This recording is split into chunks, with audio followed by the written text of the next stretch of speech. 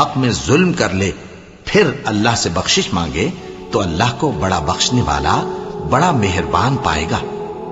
اور جو کوئی گناہ کرتا ہے تو اس کا وبال اسی پر ہے، اور اللہ سب کو جاننے والا ہے، حکمت والا ہے۔ اور جو شخص کوئی قصور یا گناہ تو خود کرے لیکن اس کا الزام کسی بے گناہ پر ڈال دے تو اس نے بہتان اور کھلے گناہ کا بوجھ اپنے سر پر رکھا۔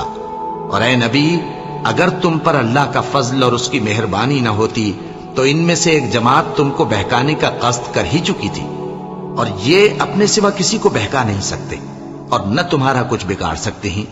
اور اللہ نے تم پر کتاب اور حکمت نازل فرمائی ہے اور تمہیں وہ باتیں سکھائی ہیں جو تم نہیں جانتے تھے، اور تم پر تو اللہ کا بڑا فضل رہا ہے۔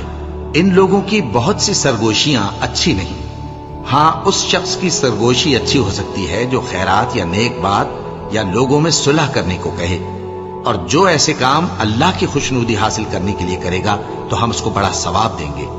اور جو شخص سیدھا رستہ معلوم ہونے کے بعد پیغمبر کی مخالفت کرے اور مومنوں کے رستے کے سوا کسی اور رستے پر چلے تو جدھر وہ چلتا ہے ہم اسے ادھر ہی چلا دیں گے، اور قیامت کے دن اسے جہنم میں داخل کریں گے، اور وہ بری جگہ ہے۔ اللہ اس گناہ کو نہیں بخشے گا کہ کسی کو اس کا شریک بنایا جائے، اور اس کے سوا اور گناہ جس کو چاہے گا بخش دے گا، اور جس نے اللہ کے ساتھ شریک بنایا تو بے شک وہ رستے سے دور جا پڑا۔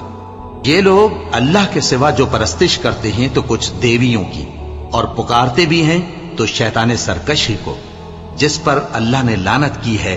اور وہ اللہ سے کہنے لگا میں تیرے بندوں سے غیر اللہ کی نیاز دلوا کر مال کا ایک مقرر حصہ لے لیا کروں گا، اور ان کو گمراہ کرتا اور انہیں امیدیں دلاتا رہوں گا، اور یہ سکھاتا رہوں گا کہ جانوروں کے کان چیرتے رہیں، اور انہیں سمجھاتا رہوں گا تو وہ اللہ کی بنائی ہوئی صورتوں کو بگاڑتے رہیں گے۔ اور جس شخص نے اللہ کو چھوڑ کر شیطان کو دوست بنایا وہ صاف صاف گھاٹے میں رہا۔ وہ ان کو وعدے دیتا ہے اور امیدیں دلاتا ہے، اور جو کچھ شیطان انہیں وعدے دیتا ہے وہ دھوکہ ہی دھوکہ ہے۔ ایسے لوگوں کا ٹھکانہ جہنم ہے، اور وہ وہاں سے کوئی راہ فرار نہیں پا سکیں گے۔ اور جو لوگ ایمان لائے اور نیک کام کرتے رہے ان کو ہم بہشتوں میں داخل کریں گے جن کے نیچے نہریں جاری ہیں، وہ ہمیشہ ہمیشہ ان میں رہیں گے۔ یہ اللہ کا سچا وعدہ ہے، اور اللہ سے زیادہ بات کا سچا کون ہو سکتا ہے؟ مسلمانوں، نجات نہ تو تمہاری آرزوؤں پر ہے اور نہ اہل کتاب کی آرزوؤں پر۔